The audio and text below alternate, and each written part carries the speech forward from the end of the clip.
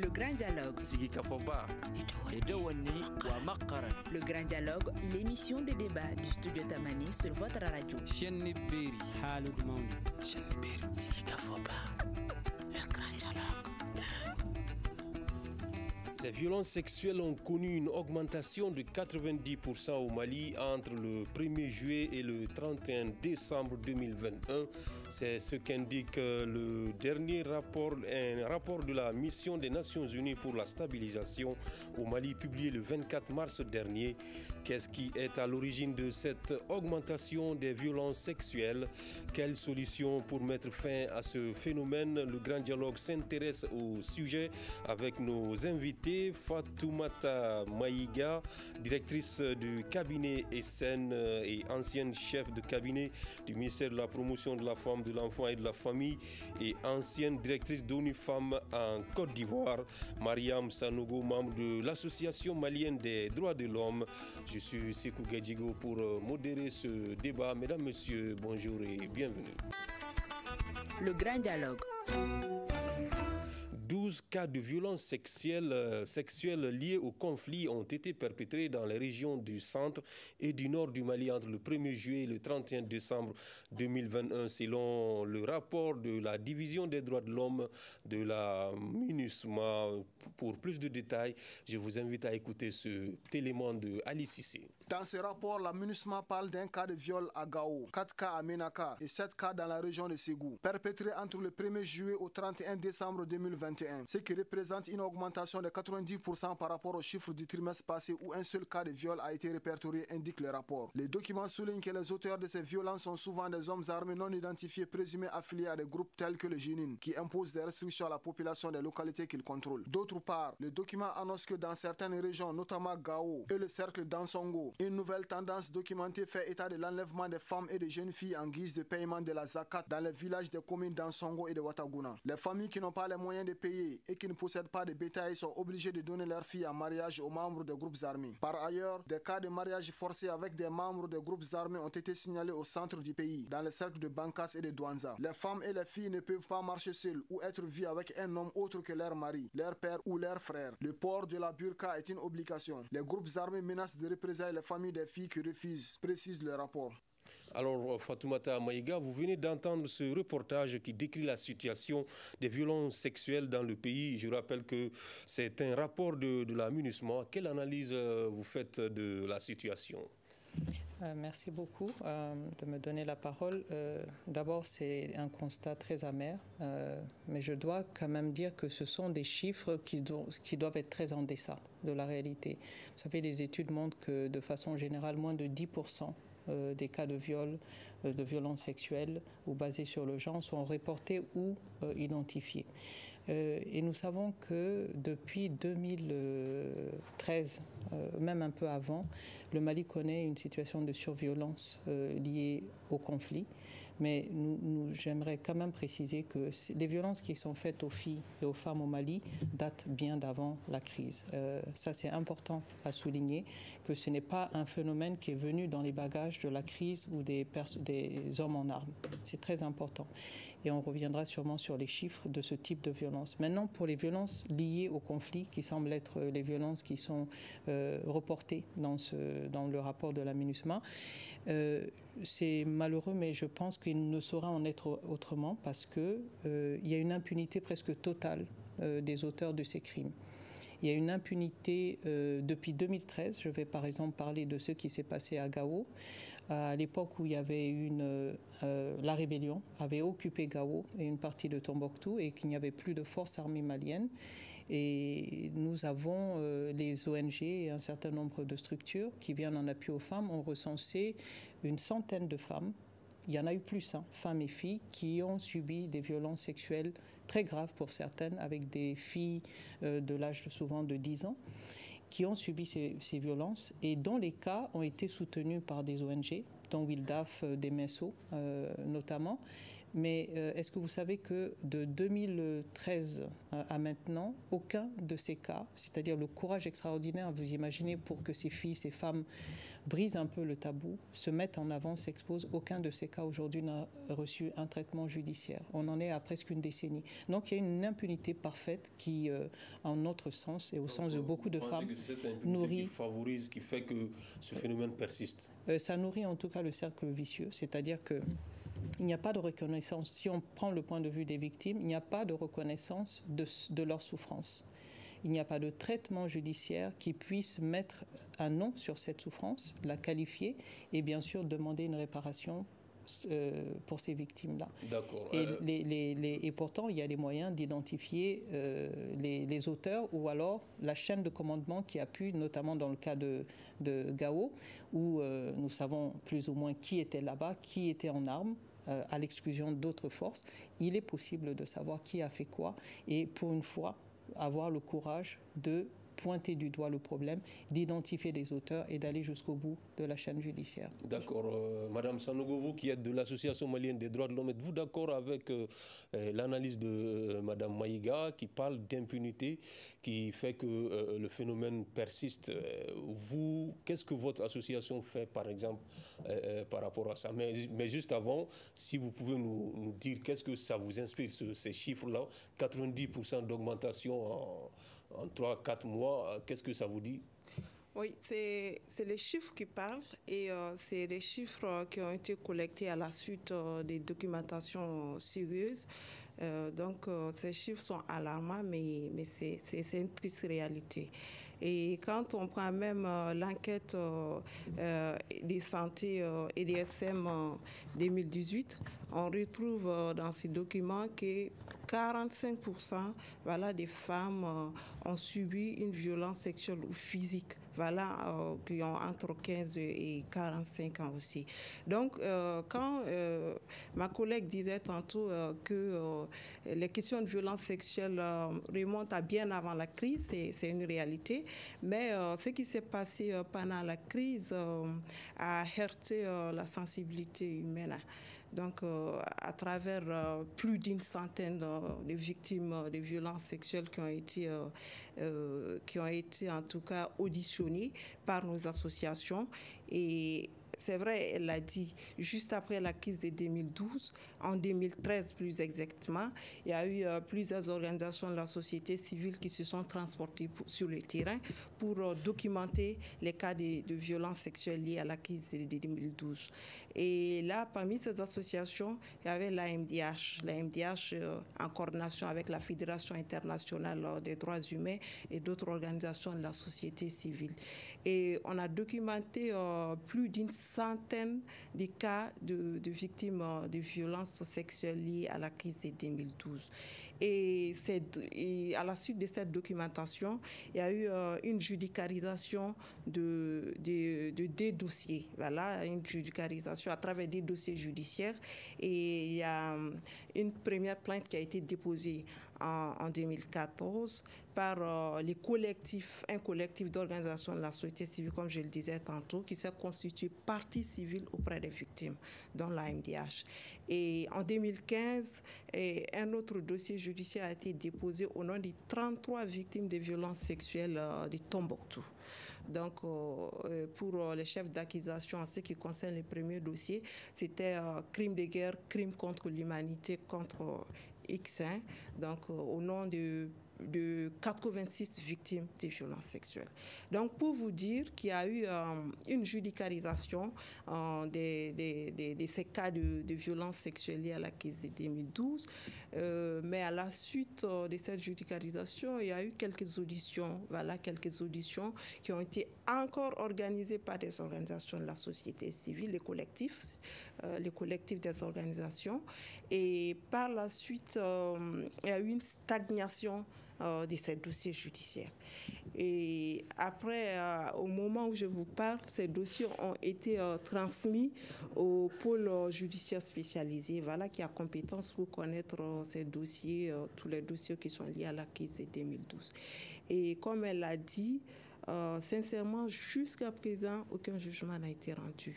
Mais je pense que les choses sont en train de bouger parce qu'il y a eu des activités autour de ce dossier, des activités entre le pôle judiciaire spécialisé et les organisations de la société civile. Alors, comment vous comprenez cette lenteur dans le traitement de ces dossiers, des cas qui ont été commis depuis 2013 jusqu'à aujourd'hui, s'il n'y a pas eu de jugement? Qu'est-ce qui explique cette lenteur-là? En fait, il y a beaucoup de paramètres qui rentrent en ligne de compte. C'est d'abord dû au fait, c'est-à-dire juste après la judiciarisation, ces dossiers étaient traités au niveau du tribunal de la commune 3 de Bamako. Et parce que les juridictions compétentes logées au niveau des régions nord du Mali n'étaient pas sécurisées, voilà, et il y avait, on peut dire que ces juridictions n'existaient même plus. Voilà, c'était lié à l'insécurité et l'administration n'existait plus.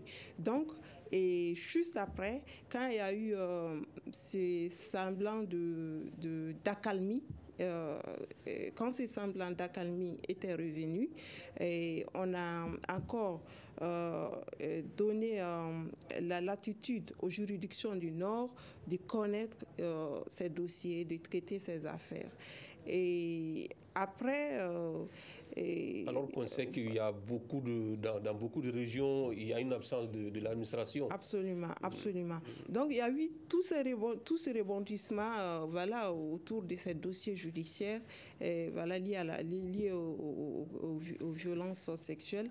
Et après, finalement, sur la base d'un plaidoyer des organisations de la société civile, et on a décidé de désigner le pôle judiciaire spécialisé qui a été créé récemment pour connaître ces affaires parce qu'on a estimé qu'au sein de ce pôle, ils ont toutes les compétences requises pour traiter ces dossiers.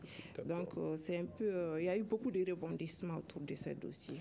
D'accord. Quand on entend le reportage là qui est fait sur la base du rapport de la MINUSMA, c'est les groupes armés, les présumés djihadistes qui sont incriminés. Sait-on pourquoi ces présumés djihadistes-là commettent ces actes, ces violences sexuelles-là, Madame Maïga? C'est une question, je pense qu'il y a des éléments de réponse, mais dans des rapports précédents, d'autres types de personnes en uniforme ont été pointés du doigt comme étant de possibles auteurs de violences faites aux femmes et aux filles. Donc les présumés djihadistes ne sont pas les seuls auteurs? Non, il y a d'autres rapports qui pointent du doigt d'autres personnes en uniforme. Et donc je pense qu'en lisant ces rapports, on se rend compte de l'impunité encore au niveau de l'ensemble des auteurs. Mais quand vous parlez d'impunité, quand on voit aujourd'hui que la majorité, en tout cas dans ce dernier rapport, on parle beaucoup des présumés djihadistes. Qu'est-ce que l'État peut faire contre ces gens-là? L'État ne contrôle même pas l'entièreté du territoire. Est-ce qu'il peut avoir des moyens pour mettre la main sur les auteurs de ces violences sexuelles-là et les juger? Encore une fois, je n'ai pas eu le rapport, je ne l'ai pas lu. Donc il y a peut-être des éléments, des détails sur ce qu'on appelle les djihadistes, parce que vous savez, pour nous qui travaillons beaucoup avec ces populations affectées, il y a une catégorisation, on nuance un peu plus ce qu'on appelle djihadistes. Il y a ce que nous appelons les takfiristes, c'est-à-dire ceux qui déclarent apostat presque tout le monde, tous ceux qui ne professent pas ou ne pratiquent pas leur version de l'islam et qui sont, disons, les plus idéologisés par rapport à leur interprétation de l'islam. Et ensuite, il y a toute une nébuleuse de grands bandits armés qui exercent une terreur peut-être tout aussi grande, mais ils n'ont pas, disons, le même modus operandi.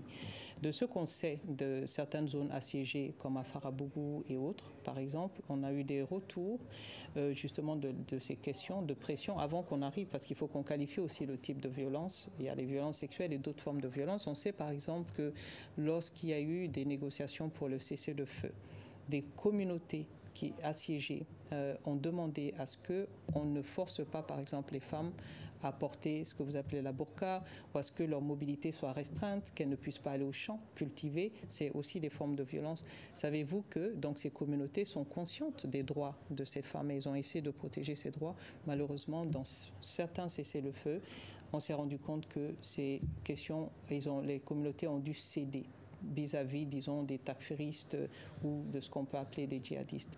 Ceux-là, le type de violence qu'ils exercent sur les femmes, on peut dire que c'est une violence politique. C'est parce qu'elle a visé également à envoyer un message. C'est un message contre la sécularité, c'est-à-dire l'État laïque. C'est un message qui montre aussi que nous prenons aussi en otage les femmes parce que malheureusement, les femmes sont le maillon faible de la société, d'où le lien de ce qu'on dit. Ce qui se passe, ce qui arrive aux femmes pendant les conflits est souvent une continuité du type de non-protection auquel elles faisaient face avant.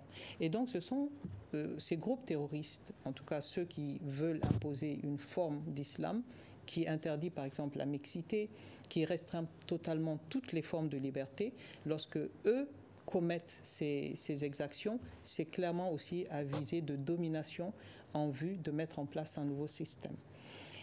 Pour ce qui est le cas des violences sexuelles, vous savez, peut-être que ma collègue de MDH pourra nous en dire plus. Nous avons beaucoup de difficultés à avoir des données précises, continues. C'est-à-dire, il n'y a pas véritablement, il y a des initiatives, mais les observatoires qui pourraient évaluer les incidences, les occurrences de violences, qui est victime, quand est-ce que ces victimes, quels sont les âges, quel type de violence, est-ce qu'il existe au Mali de l'esclavage sexuel, comme on a pu le voir en Irak. Nous avons des éléments. Nous savons par exemple qu'effectivement, il y a des formes d'extorsion où des familles doivent payer, on nous a dit un certain montant, 5 000 francs, pour que leurs filles ne soient pas enlevées. Et nous savons ce qui arrive aux filles qui sont enlevées, comme on l'a vu au Nigeria, à Chibok. Elles sont en situation d'esclavage sexuel, où souvent certaines ont des enfants. Donc, selon le type de terroristes, vous avez différents types de violences, sachant par exemple que, je vais m'arrêter à là, ceux qui arrêtent des véhicules sur la route jusqu'à Gao par exemple, nous avons eu beaucoup de rapports de viols qui ont été commis contre ces femmes-là et avec malheureusement souvent une forme de sélection comme il a pu y avoir dans certaines contrées du Nord. J'espère que ma collègue va pouvoir en parler. Nous sommes aussi préoccupés du fait qu'il semble qu'il y ait parfois une prédominance, voire une majorité de certaines personnes, à peau noire, il faut le dire, dans certaines localités, qui sont sélectionnées pour subir les violences sexuelles. Et ça doit aussi ressortir. Nous en avons parlé avec Temet, l'association qui travaille pour la défense des personnes dans des conditions d'ascendance, qui se sont alarmées du nombre proportionnellement très élevé de femmes et filles Bella parmi les survivantes de viols et d'autres types de violences, notamment dans les régions du Nord. D'accord. Mariam Sanougou, les cas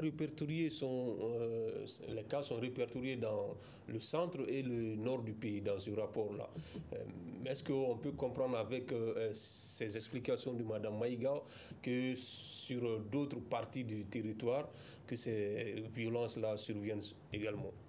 Alors, quand on prend les rapports de la MINUSMA, ces rapports parlent de la situation générale des droits humains sur toute l'étendue du territoire national. Et dans le nord, dans les centres plutôt, les rapports parlent plutôt des exactions et des abus qui sont commis sur la population de façon générale et sur les femmes de façon particulière. Concernant les violences sexuelles, oui. C'est le centre et le nord.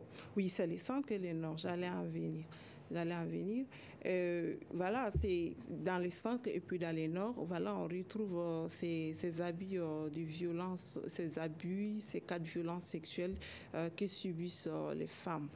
Et bon, en parlant des acteurs, il y a plusieurs acteurs.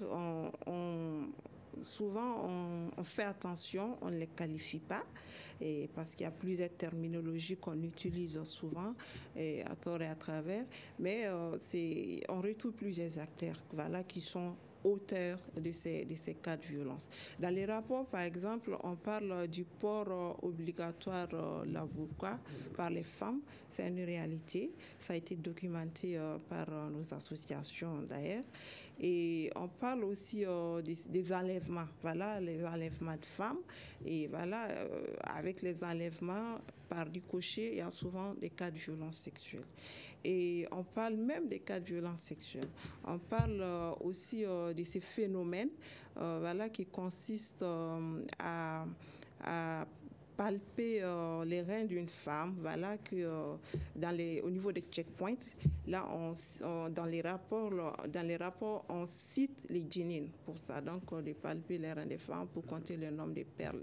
Voilà, c'est des traitements cruels, un peu cruels, dégradants, en tout cas humiliants pour les femmes. Donc, c'est une réalité que les femmes vivent, comme vous l'avez dit, dans les centres, dans les nords. Et pour le Sud, dans les rapports aussi, on parle de la pratique de l'esclavage par ascendance. Et là-dedans, on ne fait pas trop de focus sur le genre, sur voilà, les cas de violence sexuelle qui sont un peu liés à cette pratique-là. On n'en parle pas trop, mais avec TEMED, des associations comme TEMED, des cas nous ont été rapportés lors des rencontres. Est-ce que ces pratiques d'esclavage par ascendance peuvent être souvent accompagnées de violences sexuelles, par exemple? Oui, absolument. Et après avoir échangé avec le nom de l'association Gambada, voilà. Elle est membre de Gambada, et il y a des femmes qui sont, victimes d'exploitation sexuelle liée à cette pratique-là. Parce qu'elles sont esclaves, elles sont à la merci de leurs maîtres, donc qui les utilisent comme des objets sexuels. Donc, il y a des cas de violence sexuelle qu'on retrouve dans cette pratique-là. Alors, voilà. Madame Maïga, comment prévenir aujourd'hui ces violences sexuelles, par exemple celles qui surviennent dans des localités du centre et du nord, par exemple, où l'État est absent dans une bonne partie de ces endroits-là? Comment prévenir ces violences? D'abord, on va encore et toujours insister sur le continuum, parce que nous ne voulons pas donner l'impression que les violences commencent à partir de 2012, lorsque ce conflit très complexe éclate. Il y avait des violences sexuelles avant le conflit, il y en a pendant le conflit, il y en a encore maintenant. Donc il faut que ce soit clair. Donc les stratégies en fait de lutte contre les violences sexuelles et VBG, les violences basées sur le genre, en temps de paix comme en temps de conflit existent. Si vous me permettez de souligner ça, nous avons le ministère de la promotion de la femme, qui est le ministère en charge c'est des questions multisectorielles, mais il y a un département qui est, disons, responsabilisé parmi tous les autres, c'est le ministère de la promotion de la femme, qui a un programme national de lutte contre les VBG qui est en place. C'était l'ancien programme national de lutte contre l'excision qui maintenant est devenu un peu plus compréhensif. Et il y a eu une stratégie qui a commencé à être élaborée. À ma connaissance, cette stratégie n'a jamais été validée. Ça veut dire que ce n'est pas passé en Conseil de ministres et par conséquent, ce n'est pas un document que l'État malien soutient et finance. Par contre, qu'est-ce qui expliquerait cela? Dans ces stratégies, donc disons, puisque la violence est considérée comme une problématique structurelle, il y a un certain nombre d'interventions, notamment la sensibilisation. Elle a toujours cours, c'est-à-dire expliquer en quoi, d'abord, ce que c'est la violence aux femmes, faite aux femmes et aux filles, et son impact psychologique, physique et son impact même sur le développement. Donc la sensibilisation est l'une des stratégies que le ministère et ses partenaires de la société civile mènent de tout temps. Ensuite, il y a bien sûr, par exemple par rapport à l'excision, il y a des stratégies, on dirait, quelque peu innovantes qui consistent par exemple à faire abandonner par les populations la pratique de façon collective. Et ensuite, il y a le volet judiciaire, c'est-à-dire la loi, vous en avez entendu parler, il y a eu une tentative de faire passer une loi contre les VBG par le ministère de la Femme en 2018 qui a connu malheureusement... donc ça a commencé en 2018 et en 2020, il y a une tentative de faire aboutir la loi et ça a rencontré un sort assez funeste.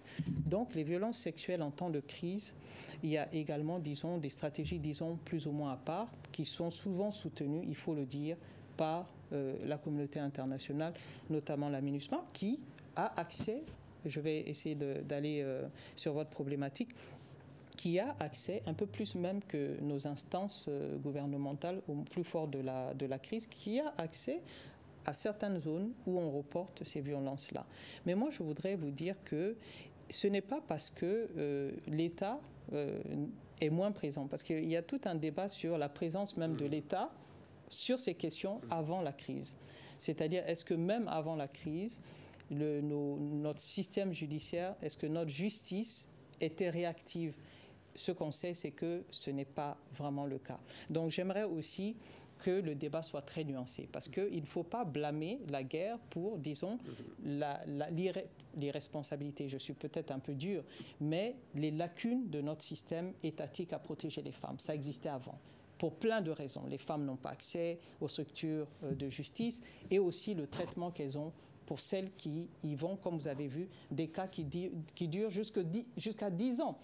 Et je vais vous dire, quelque part, il n'y a rien de plus terrible pour une jeune fille qui doit braver le stigmate, la stigmatisation, se montrer, parce que c'est des questions de tabou, et à qui on dit il faut vous battre contre l'impunité, et qui en face a une sorte de déni de justice. Donc c'est très difficile. Voilà, donc si je dois résumer, vraiment considérer cette question structurelle. Le comportement de nos institutions face à ce problème avant la crise peut avoir pas une corrélation, mais clairement, il y a une continuité dans les défaillances jusqu'ici. D'accord.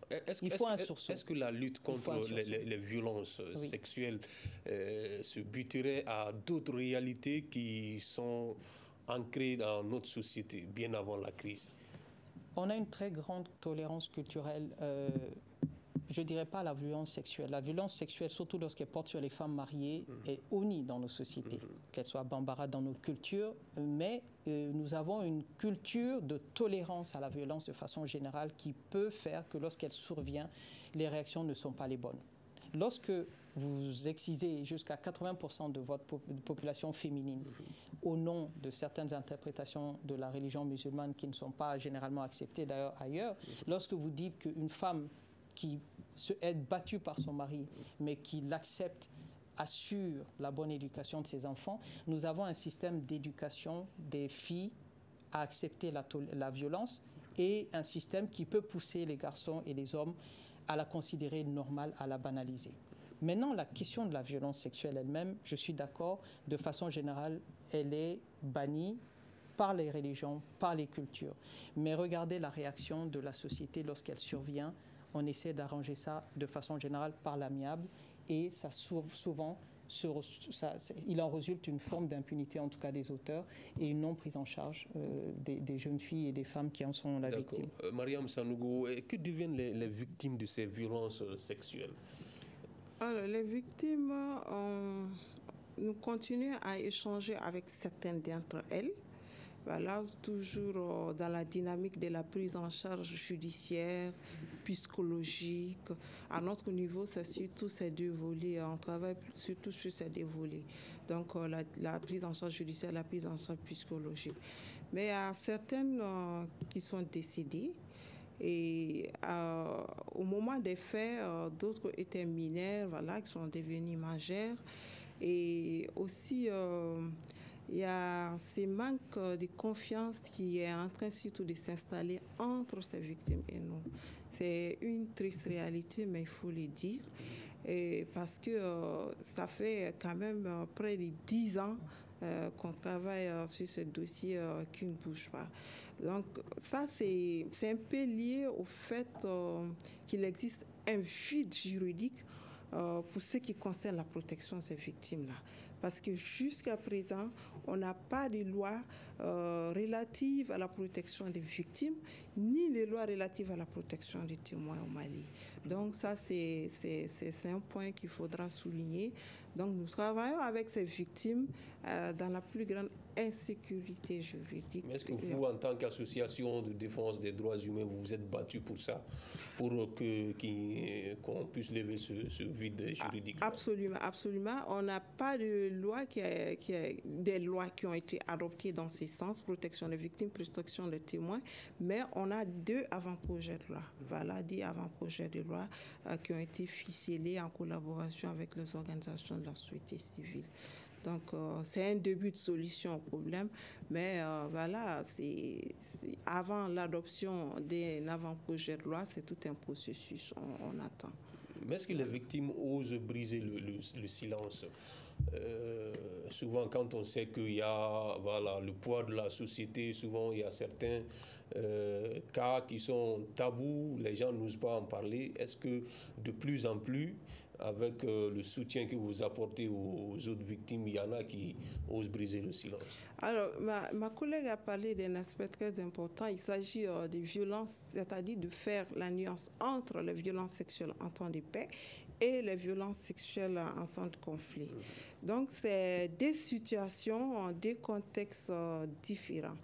Donc, une violence sexuelle reste une violence sexuelle, mais en temps de conflit, c'est encore plus complexe. C'est très complexe.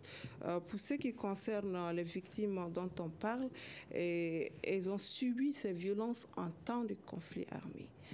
Et donc, c'est vrai, elles se sont confiées et on a utilisé nos stratégiques qu'on a développées, les stratégies de protection de ces victimes, des données, de protection de nous-mêmes en tant qu'agents de monitoring. Mais cela n'empêche qu'il faut dire que ces victimes sont exposées. Elles sont exposées parce qu'elles vivent avec leurs bourreaux. Les victimes vivent avec leurs bourreaux et comme je le disais tantôt, il n'y a pas de loi qui les protège. C'est vrai, la loi, c'est un acquis, mais c'est la théorie, on peut dire. Mais la pratique, c'est autre chose. Mais ces victimes, en se trouvant, en cohabitant avec leurs bourreaux, ont vraiment souvent peur de se confier. Et c'est toute une stratégie que nous développons pour que ces victimes puissent, pour les permettre de se confier à nous dans la plus grande confidentialité. Et ça amène d'autres, bien évidemment, à se confier à nous. Et je pense qu'on continue, le travail de monitoring continue. Ça continue sur le terrain et les organisations de la société civile n'ont pas arrêté ce travail-là. Ça continue. Alors, Madame Maïga, quand on regarde ce que vient quand on analyse ce que vient de dire Madame Sanogo, des victimes qui sont souvent avec leurs bourreaux dans des mêmes endroits et ce qui fait qu'elles n'osent pas s'exprimer souvent. Est-ce que cela aussi ne favorise pas le fait que le phénomène persiste? Qu'est-ce qu'on peut faire aujourd'hui?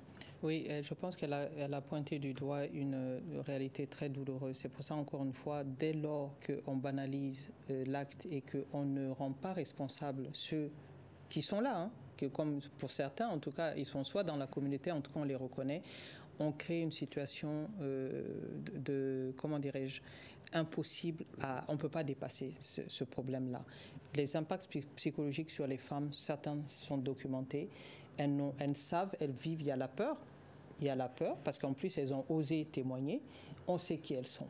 Mais je voudrais dire quelque chose. Pourquoi c'est difficile de traiter des cas de violence sexuelle en temps de conflit? Il n'y a pas que le Mali. On regarde le cas de la RDC, on regarde le cas d'autres pays. On sait que lorsqu'il y a des processus, disons, de négociation et de paix, où je vais dire la vérité crue, où des personnes, en tout cas, soit ils n'ont jamais été condamnés, mais identifiés comme des auteurs sans presque aucun doute, ou en tout cas qui ont été impliqués dans la chaîne de commandement. Par exemple, quand je vous dis que lorsqu'on ne viole que certaines personnes de certaines communautés, ou en tout cas elles sont violées de façon disproportionnée, on sait que ça ne s'est pas fait par hasard. On sait que plus que pour les autres formes, il y a eu une décision de prendre celle-là plutôt que d'autres. Donc, la juridiction internationale, l'égalité internationale s'intéresse aussi à la chaîne de commandement. Au Mali, il était possible d'identifier la chaîne de commandement, dans les cas notamment des viols commis à Gao. On pouvait savoir durant une certaine période qui avait fait quoi ou qui n'avait pas empêché. En l'absence, il n'y avait que certains types de personnes en armée. Certaines de ces personnes, ou en tout cas leurs représentants, se retrouvent aujourd'hui autour de la table de négociation, en tout cas ayant des fonctions par rapport à la mise en œuvre de l'accord de paix. Donc ça, c'est une réalité. Ce sont des personnes qui détiennent un pouvoir que leurs victimes n'ont pas. Et par ailleurs, des viols continuent. Ce rapport le dit, et vous savez qu'en ce moment à Ménaka, il y a une reprise, il y a beaucoup de civils qui aujourd'hui sont sous les feux. Avons-nous des informations sur le sort des femmes? Le micro. Oui, excusez-moi, je me suis éloigné. Excusez-moi, je disais qu'il y a les cas non-incidents, c'est-à-dire ceux qui sont plus ou moins passés, et les cas incidents, ceux qui sont maintenant aujourd'hui. Sûrement, même au moment où je vous parle, peut-être être en train d'être commis. Et donc, moi, je n'ai pas la réponse. Mais nous avons des stratégies, encore une fois, et l'État du Mali a une responsabilité à laquelle elle ne peut pas déroger, transition ou pas, temps de paix ou pas, temps de conflit ou pas. Au minimum, il faut qu'il y ait une volonté politique claire affichée par rapport à ces femmes-là, par rapport à celles qui ont été victimes depuis 2013.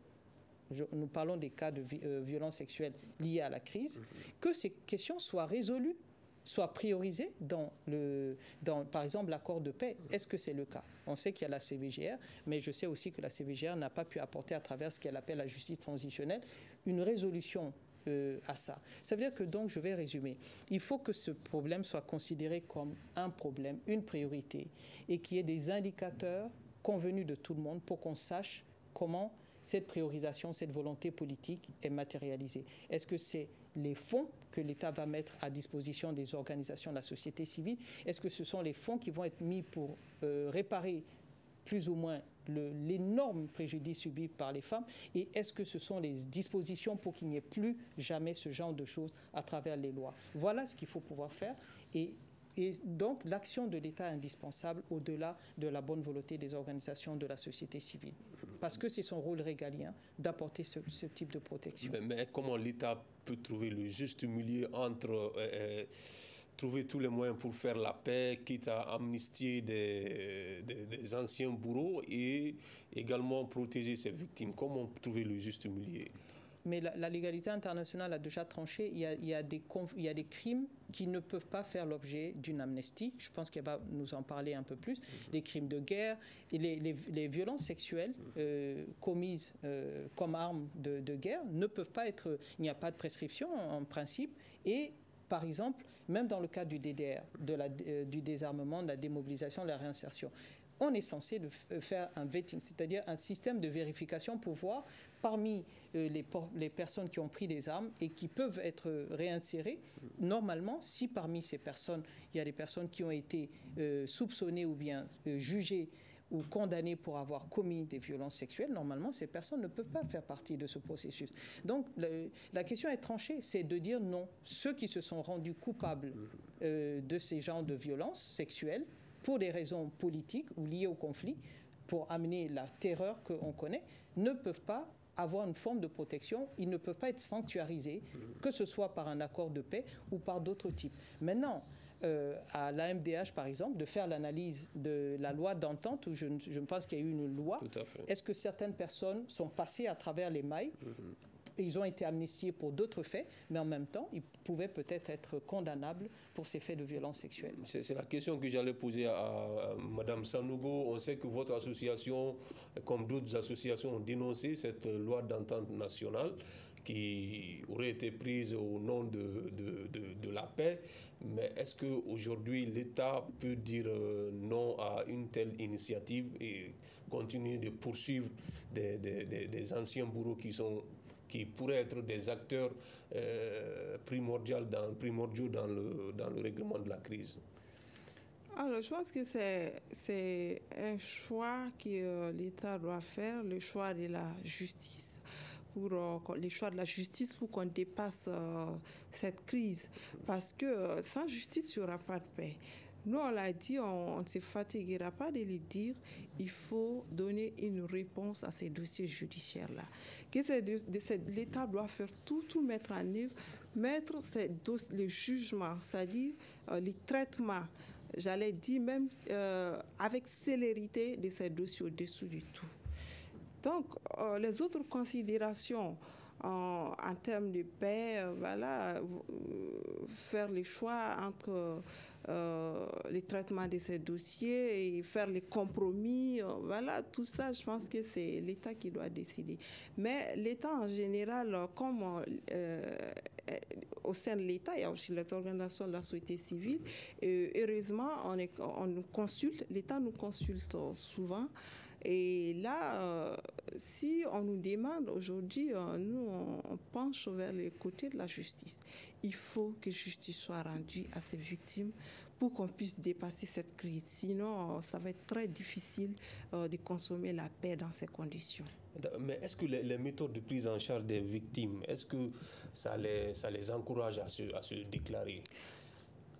Oui, ça les encourage dans la mesure où, par exemple, au sein des organisations de la société civile, la stratégie, c'est l'écoute, l'accueil, l'orientation, le référencement dans la plus grande confidentialité avec le consentement des victimes ou des survivantes à tous les niveaux. On ne fait rien sans leur consentement. Et les stratégies, il est développé de telle sorte qu'on assure la sécurité des données, c'est-à-dire des informations que la victime va nous communiquer, et la sécurité de la personne même de la victime. C'est très important pour nous. Et donc, c'est une stratégie qui est expliquée aux victimes dès le début du processus et qui les met en confiance.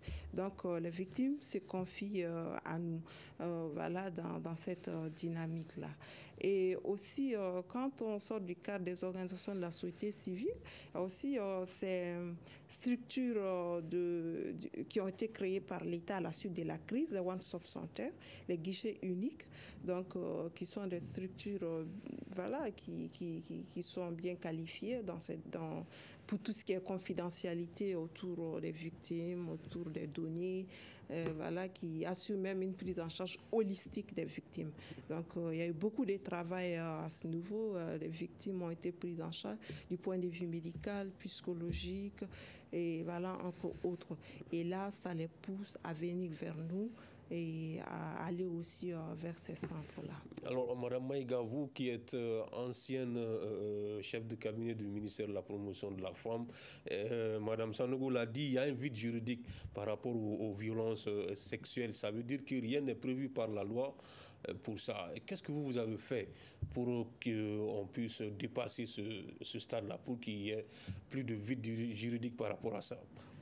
D'accord. Au niveau du ministère. Pour ce qui est du viol, oui, allez-y. Oui. Par rapport au vide juridique, j'ai parlé du vide juridique en ce qui concerne la protection des victimes et des témoins. Mais pour ce qui est des questions de violence sexuelle, il n'y a pas de vide juridique. C'est vrai qu'il y a une insuffisance. Il y a une insuffisance de l'arsenal juridique existant, mais il n'y a pas de vide juridique. Donc il y a une loi qui est prévue en cas de violence sexuelle. Oui, le code pénal prévoit le viol. Bon, maintenant, les violences sexuelles en temps de conflit, peut-être qu'il n'y a pas de précision, mais le viol est puni dans le code pénal, l'article 200 quelque chose. Mais si vous posez une question, vous me renvoyez la balle, puisque je parle de la responsabilité de l'État. Effectivement, quand j'ai assumé un rôle dans le dispositif étatique, c'était de 2014 à fin 2015, jusqu'à ce que la loi 052 passe. C'est un travail que j'ai effectué de longue haleine avec la ministre Oumouba à l'époque et son équipe. C'est une question, voyez-vous, c'est pas que je suis gênée, c'est que aucun ministre, aucune femme ministre et son équipe n'ont été en fonction sans avoir été face aux problèmes des lois, des réformes législatives par rapport aux questions, pas seulement de viol, mais de violence générale faites aux femmes. Que ce soit l'excision, que ce soit les violences domestiques, que ce soit les violences sexuelles, en temps de conflit ou pas, la question a toujours été qu'est-ce qu'on fait? Pourquoi nous n'avons pas de loi? Et nous avons été en but permanemment avec cette question. Je pense qu'il faut bien comprendre que si on avait le temps, au Mali, notre Assemblée nationale a été très peu performante lorsqu'on fait une analyse sur les 60 ans de notre indépendance. Est-ce que vous savez que de façon presque systématique, les lois progressistes pour protéger les femmes ou avancer la situation des femmes ont été bloquées à l'Assemblée? Que la loi 052, qui est l'une des rares lois progressistes pour les femmes depuis l'indépendance, elle a été initiée par l'exécutif. C'est très important à comprendre. Ça veut dire quoi? Ça veut dire que nous avons au sein de nos assemblées des représentants du peuple une très grande forme de résistance. Nous avons des forces très conservatrices, très puissantes. Personne n'a oublié ce qui s'est passé en 2010 avec le Code de la famille. Donc la responsabilité de l'État, vous me l'avez demandé, elle est partagée parce que nous sommes dans un pays de démocratie où les pouvoirs sont distincts. Mais moi, je peux vous dire que l'exécutif au Mali, avec la loi 052, a été plus performante en termes de propositions de réformes législatives que ne l'a été notre Assemblée. Je pense que les organisations de la société civile doivent poser cette question-là. Pourquoi les représentants du peuple malien ne défendent pas des causes qui, en principe, intéressent la population malienne et que nous dépendons, disons, du président en place, du parti politique en place, qui, bien sûr, ont parfois des intérêts. D'accord, nous sommes pratiquement au terme de l'émission. Dernière question à Mme Sanogo. Comment lutter contre le phénomène au Mali? Alors, oui, les phénomènes des violences sexuelles au Mali, pour lutter efficacement contre ces fléaux, je pense qu'il faut travailler sur 3 axes. Il y a l'éducation, la sensibilisation et aussi le deuxième point, c'est surtout la loi. Donc il faut renforcer l'arsenal juridique et qui va par ricochet lutter contre l'impunité. Voilà, il faut absolument lutter contre l'impunité. Et le troisième axe, c'est surtout renforcer les mécanismes, voilà, de protection, de prise en charge. On a cité le One Stop Center et tout le travail que les organisations, la société civile font. D'accord. Voilà. Cela est bien compris et c'est sur ce que prend fin ce grand dialogue qui parlait aujourd'hui des violences sexuelles. Comment lutter contre le phénomène au Mali? Nos invités étaient Fatoumata Maïga, présidente de la coalition des femmes leaders du Nord, du Centre, du Sud, directrice du cabinet SN et ancienne chef de cabinet du ministère de la promotion de la femme, de l'enfant et de la famille, et Mariam Sanogo, membre de la commission des membres de l'association malienne des droits de l'homme. Sekou Gadjigo a modéré ce débat qui a été mis en onde par Nouhoum Djiré. À la régie vidéo, il y avait Mamadi Keïta. Merci à toutes et à tous de nous avoir suivis et à la semaine prochaine pour un autre numéro du Grand Dialogue. Le Grand Dialogue. Le Grand Dialogue, l'émission des débats du studio Tamani sur votre radio.